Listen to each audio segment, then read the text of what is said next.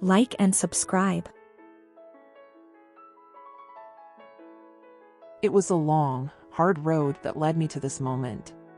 Only a few short months ago, I was on top of the world, with a beautiful wife and a promising career.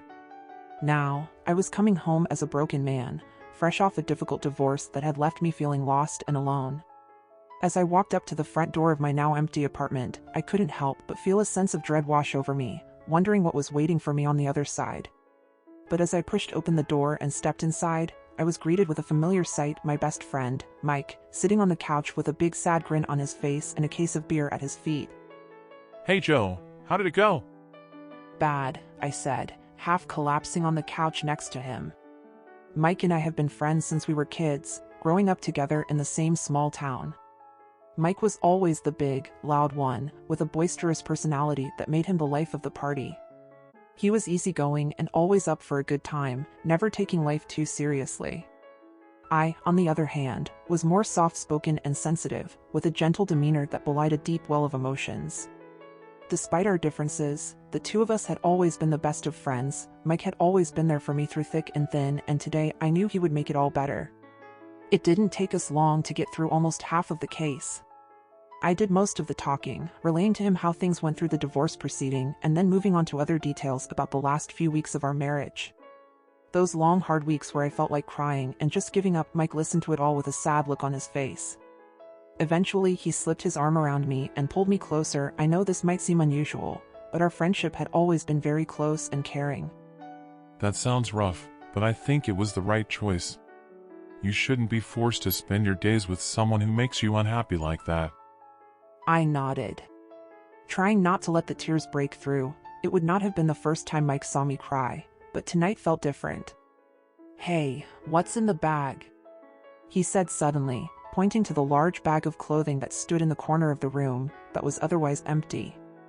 "That's the last of her stuff, mostly dresses I bought her as gifts." I felt my lips tremble as I added, "She said she wanted to be rid of that part of her life." Mike sighed and pulled me closer.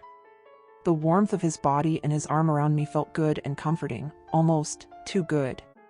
I shook myself out of his hug and stood up and walked to the bag, picking out the dress that was on top of it and staring at it. I bought this for her on our honeymoon. It was perfect for that summer by the beach.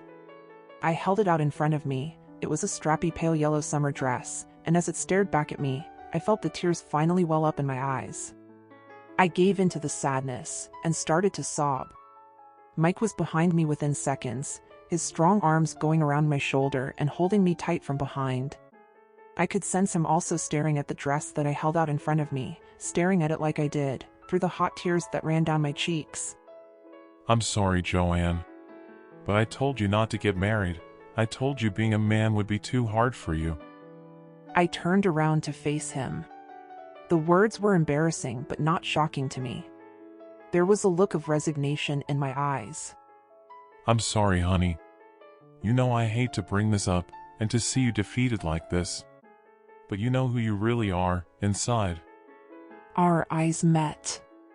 He was talking about the last time I had cried like this. You see, all through my teens, I was conflicted about my feelings. There was always a soft feminine part of me that I was ashamed of. The world told me I was dirty for wanting to dress pretty and be female, so I pushed Joanne further and further into the back of my mind. But she came back.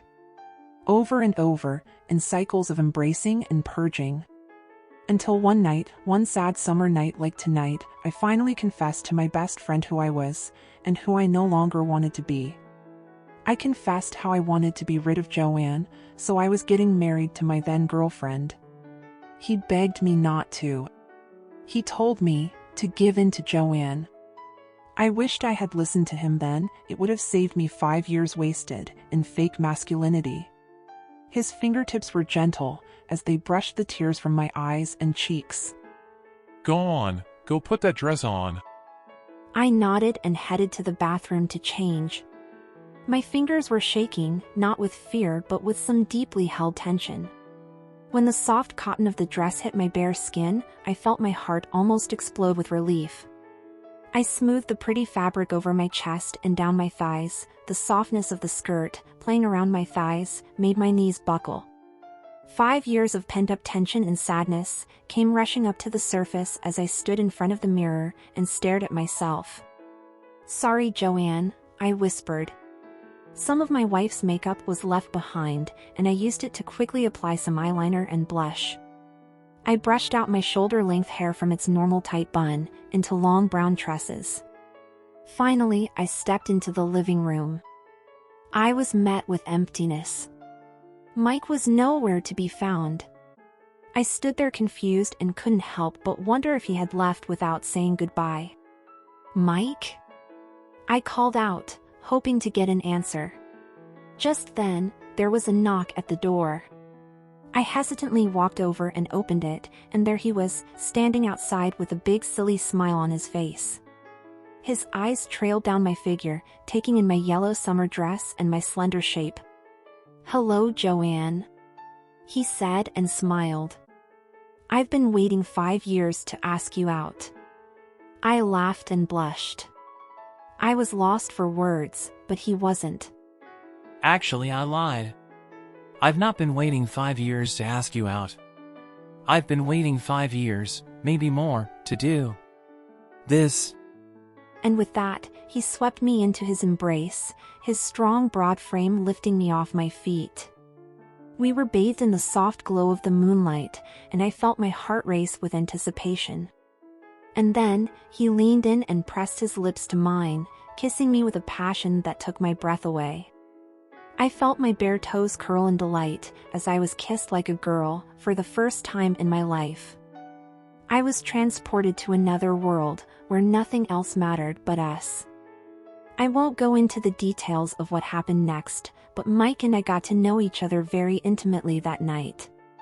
He made me feel things I never knew were possible. When the sun rose in all its glory the next morning, I knew that not only was I single but I was finally free to be the woman I had always dreamed of being.